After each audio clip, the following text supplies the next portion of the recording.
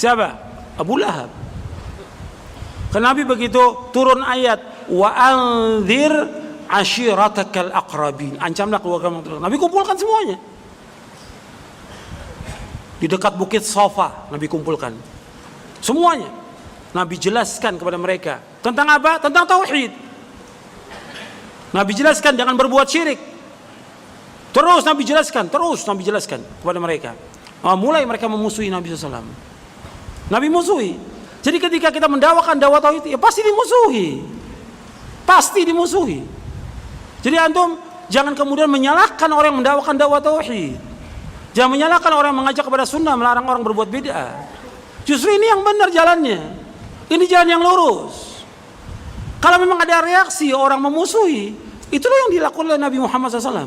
Nabi dimusuhi, dibenci. Sahabat yang masuk Islam disiksa, sampai di antara mereka ada yang dibunuh. Bukan yang salah dakwahnya, yang salah siapa? Yang memusuhi dakwah ini yang salah. Kok yang dakwahnya yang disalahkan sekarang ini? Dakwahnya keras. Kok dakwahnya keras? Yang disampaikan tauhid kok keras? Apa antum nggak nyalakan Nabi Muhammad SAW? Lah ini dakwah yang benar. Lantas gimana yang nggak keras yang gimana? Ya boleh-boleh aja, semuanya boleh. Orang mau boleh, mau berbuat bid'ah silakan boleh. Ini dakwah yang merusak umat, dakwah yang menyesatkan umat, dakwah yang membawa manusia ke neraka. Membawa manusia ke neraka. Kalau kita dimusuhi, dituduh Nabi dituduh dengan orang gila, tukang sihir, penyair, pemecah belah umat, karena Nabi mendakwakan dakwah ini. Ternyata sebelumnya pun nabi-nabi yang lain juga dikatakan demikian. Jadi jangan menyalahkan dakwah ini. Nah sekarang ada orang yang tadinya udah ngaji benar, ada dai-dai yang mengajak kepada bid'ah ikut. Kemudian yang salahkan apa? Oh dakwah. Kok dakwah yang disalahkan? Orang mengajak kepada tauhid. Ini benar dakwah ini. Nabi Muhammad SAW mengajak kepada tauhid. Kita karena dengar orang. Dengar apa? Dengar orang banyak. Orang banyak ini bukan ukuran kebenaran. Semuanya latah, ya. Keras dakwanya. Yang keras apanya? Apa pakai batu dilempar orang dakwah? La haula wala quwwata illa billah. Jelas Quran hadis. Dari tadi saya bawakan Quran hadis. Dari awal mulai ceramah ini Quran hadis. Kok dibilang keras? Apa antum enggak melecehkan Quran dan sunnah? Wah ini dakwah Nabi Muhammad dan dakwah para nabi sebelumnya. Dan ini kesyirikan yang dilakukan oleh manusia yang luar biasa. Bukan dari sekarang, dari zamannya tabi'ut tabi'in, dari abad kedua. Sejak munculnya Syiah ini, mulai orang-orang berbuat syirik. Dan para ulama nggak diam terus, menulis buku, mengingatkan mereka terus nggak berhenti. Sampai di zamannya Imam Asy-Syaukani, sampai di zamannya Imam Muhammad bin Abdul Wahab. Maka perang melawan orang-orang yang menyembah kubur. Karena sudah diingatkan, sudah hujjah sampai kepada mereka. Ini kekufuran, murtad dari agama. Bukan masalah kecil. Saya bacakan nih bagaimana penjelasan Imam Syaukani supaya antum tahu. Imam Syaukani ini hidup di Yaman pada abad ke-12 Hijriah. Beliau bersedih dan mengeluh tentang zamannya. Maksudnya tentang umat yang mereka menyembah kubur. Antum lihat di sini ya. Saya bacakan dari Nailul Autar. Jadi ketika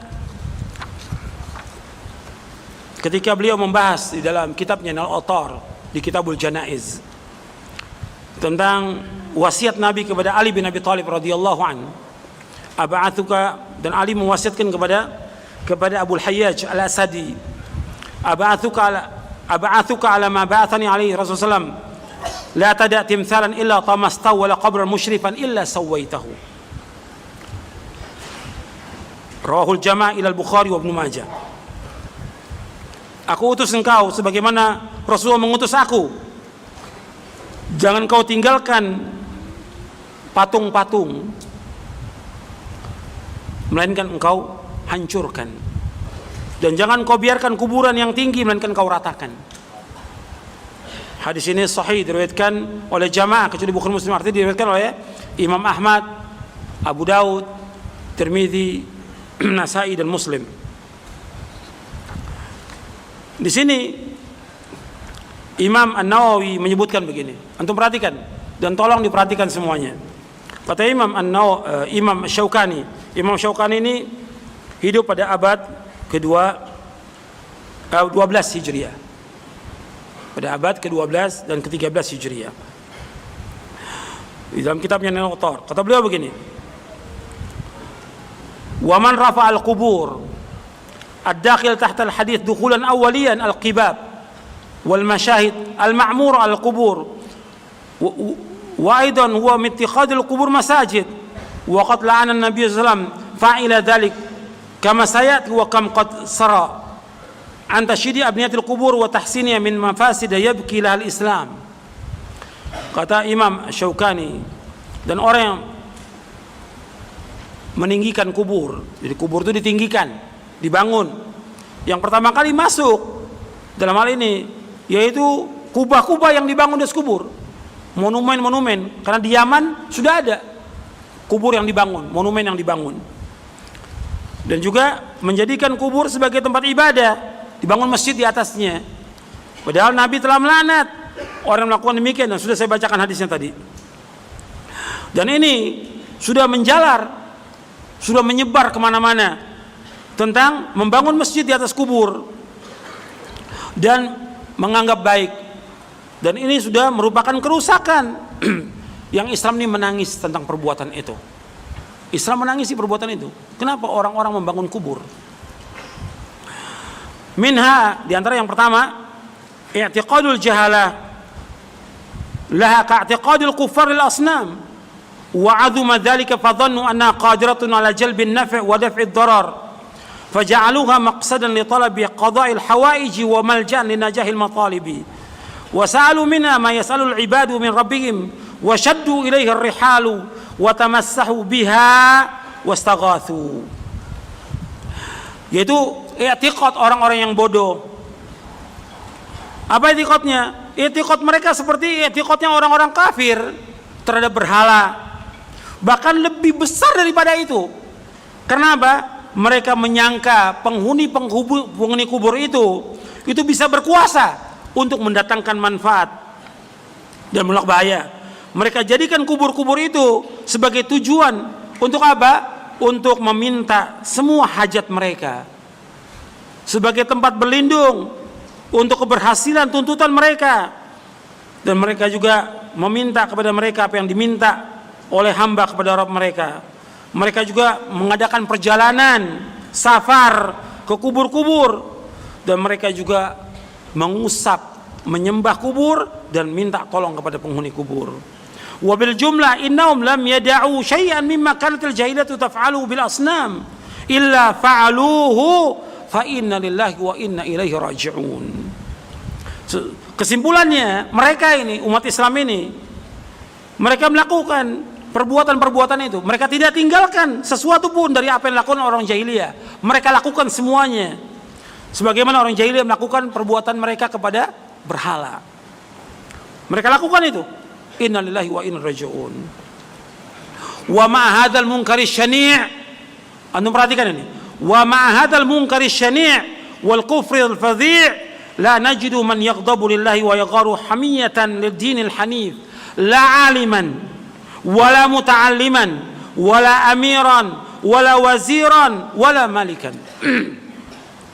Wa qad tawarada ilayna min al-akhbari ma la yashukku ma'u anna kathiran min ha'ula'il quburiyyin aw aktarahum idza tawajjat alaihi yaminun min jihati khasmi halafa billahi fajiran.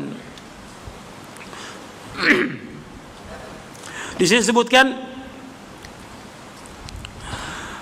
meskipun ini sudah mungkar, arti penyembahan kepada kubur, meminta pada penghuni kubur, beribadah kepada kubur, ini kemungkaran yang besar, kemungkaran yang keji, kekufuran yang jelas.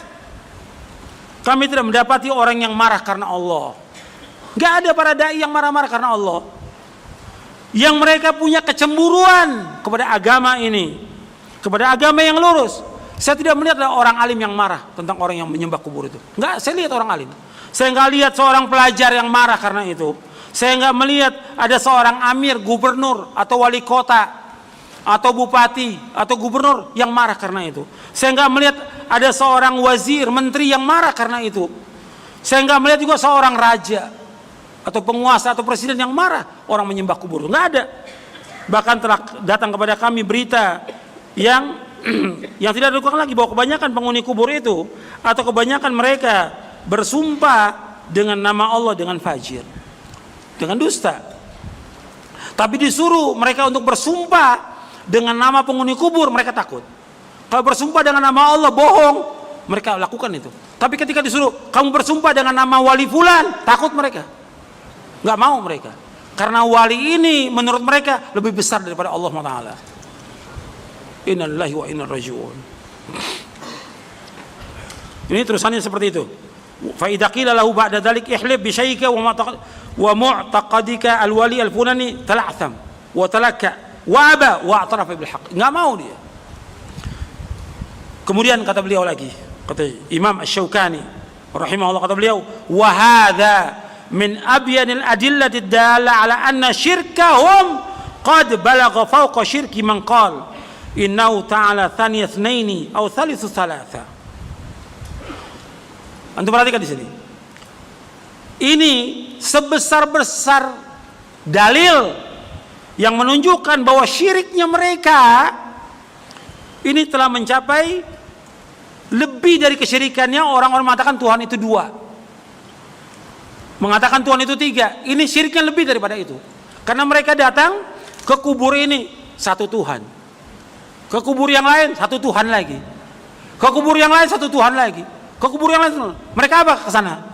Minta-minta. Ini syiriknya lebih besar daripada itu, daripada mengatakan Tuhan itu dua atau Tuhan itu tiga. Ini perkataan Imam Syaukani, ini bukan perkataan saya, perkataan Imam Syaukani. Bisa dilihat dalam kitab Nailul Autar, di Kitabul Janaiz,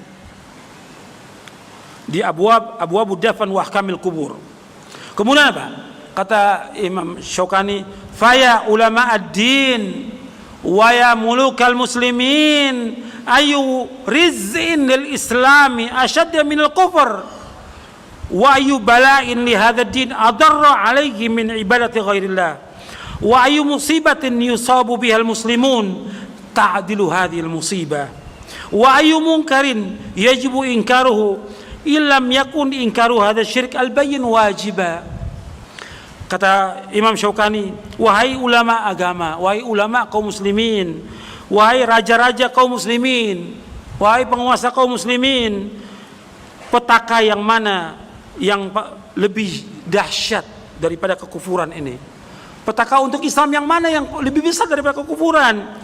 Bala atau bencana yang mana yang lebih besar daripada terhadap agama ini, yang lebih bahaya daripada beribadah kepada selain Allah?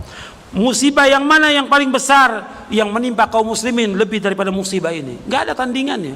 Musibah ini musibah yang paling besar yang menimpa kaum muslimin. Orang terkena kelaparan, kebanjiran, itu ringan dibandingkan orang menyembah kepada selain Allah. Ini musibah yang paling besar. Ini musibah dalam agama. Kalau yang tadi musibah dalam masalah dunia, musibah agama paling berat. Maka kemungkaran yang mana yang lebih wajib untuk kita ingkari? Kalau bukan syirik ini jelas wajib untuk kita ingkari. Kita wajib mengingkari. Makanya kata Imam Syaukani, kata beliau, laqad asma'ta law nadaita hayyan walakin la hayata liman tunadi walau naran nafakhta biha adat walakin anta tanfuhu fi ramadi. Sungguh engkau telah mendengarkan, arti dakwah itu sudah disampaikan. Kalau seandainya engkau panggil orang yang hidup, dai-dai ini hidup, mereka akan jawab ini, mereka akan dakwahkan dakwah tauhid, tetapi tidak ada kehidupan bagi orang yang engkau panggil. Kalau seandainya api engkau tiup akan menyala, tapi yang engkau tiup ini adalah engkau meniup di batu-batu, di debu-debu, sehingga nggak memberikan manfaat apa-apa dakwah ini. Makanya ikhwan fillah azakumullah, ini dakwah harus kita terus jalankan. Dimusuhi orang, dicaci maki, dicela, dihina, nggak ada masalah. Dan antum jangan kemudian ikut-ikutan tambah takut. Jangan, dakwah ini terus harus jalan sama ada langit dan bumi. Tetap akan ada. Harus kita jalankan dakwah ini. Kemudian antum perlu ingat, di samping Nabi menyebutkan tadi tentang dai-dai yang menyesatkan. Nabi juga menyebutkan apa di sini? Yaitu segolongan dari umat Islam ini menyembah apa? Menyembah berhala. Terjadi di samping mereka berhala itu apa aja? Apakah bentuknya patung? Apakah bentuknya pohon? Apakah bentuknya batu? Apakah bentuknya kuburan? Itu termasuk sonam. Itu termasuk wathan, authan. Kemudian Nabi menyebutkan lagi bahwa di umat ini ada orang-orang yang dusta, yang mengaku nabi palsu. Kata Nabi, semua ngaku nabi, nggak ada nabi kecuali aku. Artinya aku nabi terakhir. Semua pendusta, kadzab. Aku nabi yang terakhir, nggak ada nabi sudah aku. Kemudian Nabi menyebutkan bahkan bahwa akan ada di umat ini golongan yang terus membela agama ini sampai datangnya perintah Allah. Jadi kita nggak usah khawatir bahwa meskipun dimusuhi oleh orang banyak, tetap aja dakwah harus jalan. Bukan kita mencari permusuhan, sama sekali enggak. Justru kita ingin mempersatukan umat Islam di atas apa? Di atas tauhid. Menyatukan umat Islam enggak ada yang lain kecuali dengan Quran dan Sunnah. Itu persatuan itu. Persatuan dengan tauhid, enggak ada persatuan yang lain dengan tauhid.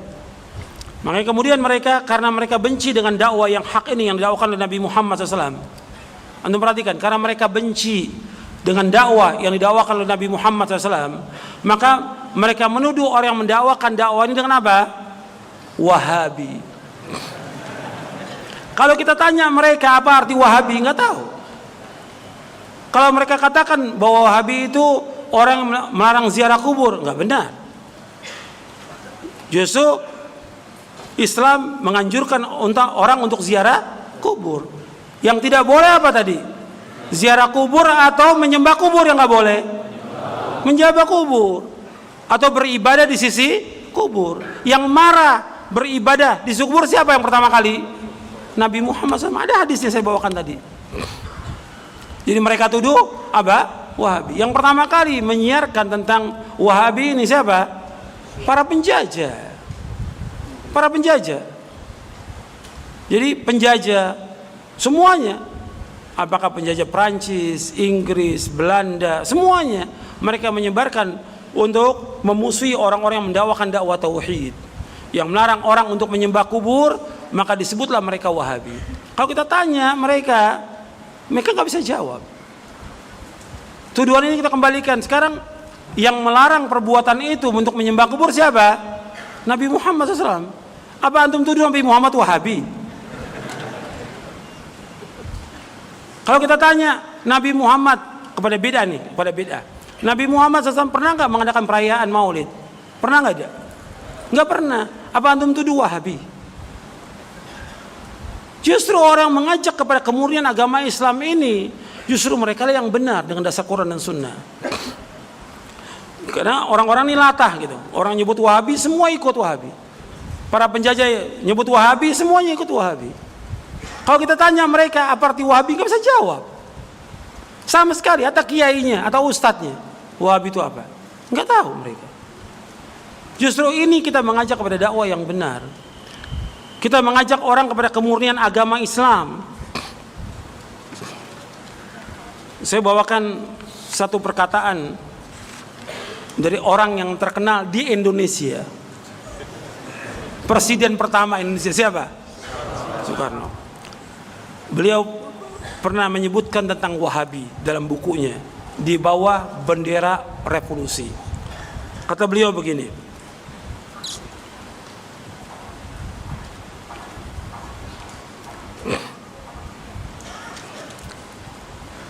Kata beliau begini, ini bahasanya bahasa ejaan lama. Ya, karena buku ini sempat dilarang. Di Bawah Bendera Revolusi ini tahun 1964 cetakan yang ketiga. Itu saya bawakan ini artinya untuk mengingatkan kepada orang-orang ustadz-ustadz yang menuduh Wahabi. Dia nggak tahu. Saya katakan Soekarno sendiri, Bung Karno sudah mengatakan tentang Wahabi itu kembali kepada kemurnian agama Islam. Bukan saya membenarkan perkataan, tidak. Artinya, ya antum sendiri tahu lah tentang Soekarno, ya tentang Bung Karno. Saya ingin menyebutkan tentang perkataan beliau tentang Wahabi ini. Beliau menjelaskan begini, ya. Cobalah pembaca renungkan sebentar padang pasir dan Wahabisme itu. Kita mengetahui jasa Wahabisme yang terbesar, ia punya kemurnian, ia punya keaslian, murni dan asli sebagai udara padang pasir. Kembali kepada asal, kembali kepada Allah, kembali kepada Nabi, kembali kepada Islam sebagaimana di zamannya Nabi Muhammad SAW. Kembali kepada kemurnian tatkala Islam belum dihinggapi kekotoran dengan 1001 takhayul, 1001 bid'ah. Lemparkan jauh-jauh takhayul dan bid'ah, nyahkan segala barang sesuatu yang membawa kepada kemusyrikan. Murni dan asli sebagai hawa padang pasir.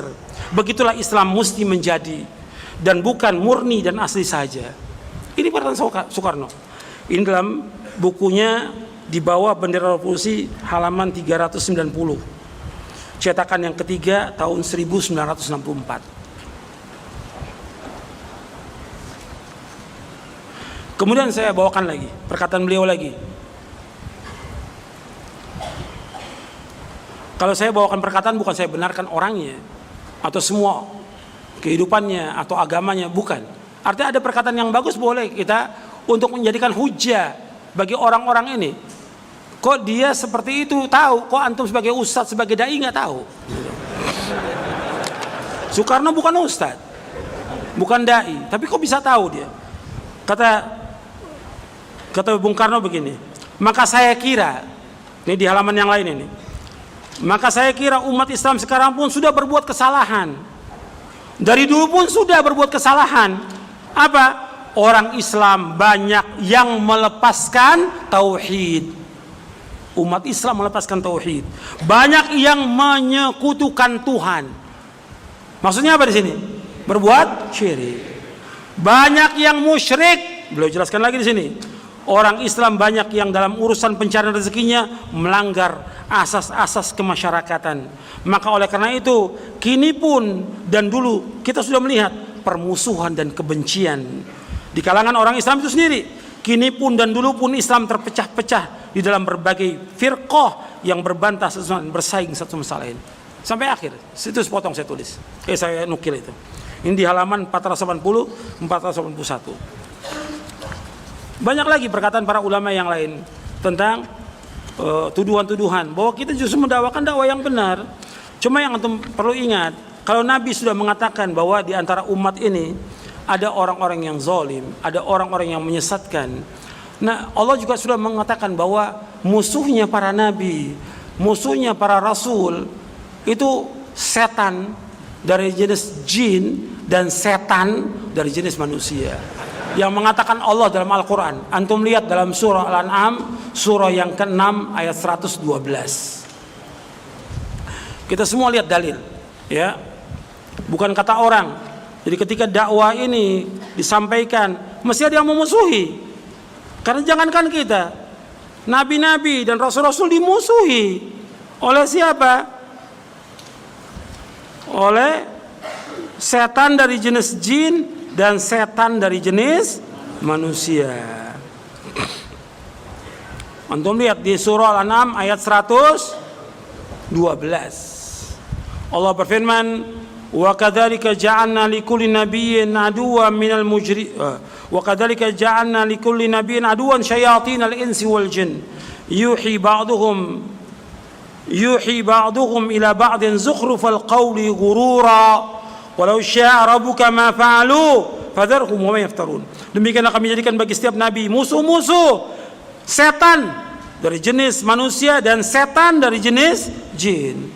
Mereka membisikkan di antara mereka kepada sebagian yang lain perkataan yang indah sebagai penipuan bagi manusia. Seandainya Allah kehendaki mereka nggak akan kerjakan, maka biarkan dengan apa yang mereka berbuat. Artinya mereka mengada-ada. Tuduhan-tuduhan Wahabisme itu benar atau tidak? Tidak benar. Mereka ada-adakan semua tuduhan itu. Mereka berbohong atas nama Allah dan sama Rasul. Berbohong mereka. Yaftarun, iftira, itu berbuat bohong. Antum lihat lagi surah Allahumma shalli ala Muhammad, surah Al-Furqan. Di surah Al-Furqan di ayat 31.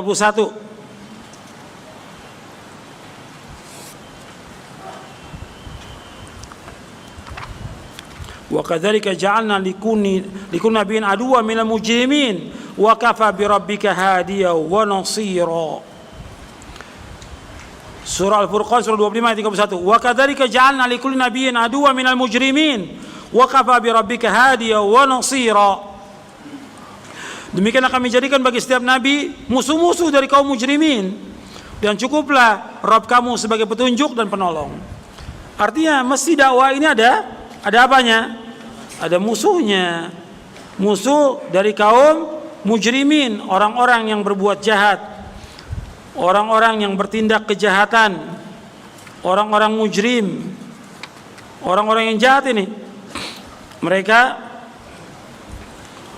mengadakan makar kepada dakwah ini, mengadakan makar kepada dakwah ini dan memusuhi dakwah ini. Allah menyebutkan mereka adalah orang-orang yang mujrimin. Mujrimin adalah orang jahat. Mujrimin adalah orang yang berbuat kejahatan, berbuat tindak pidana, tindak kejahatan. Pelaku tindak kejahatan itu mujrim. Makanya Allah menyebutkan dalam Al-Quran tentang mujrimin ini Allah jelaskan rinci dalam Al-Quran. Jalannya juga Allah jelaskan, depan mata kita jelas itu. Allah berfirman, wa kadzalika nufassilul ayati wa litastabina sabilul mujrimin. Demikian kami jelaskan dengan jelas ayat Al-Quran, akan jelas jalannya orang mujrimin. Jadi antum mesti tahu, mujrimin itu yang pertama masuk pertama kali orang kafir. Yang kedua orang-orang munafik, itu mujrimin. Yang ketiga orang-orang muslim yang berbuat kejahatan, termasuk dai-dai yang menyesatkan, itu masuk mujrimin. Antum lihat di surah Al-An'am di ayat 55, surah yang ke-6 ayat 55.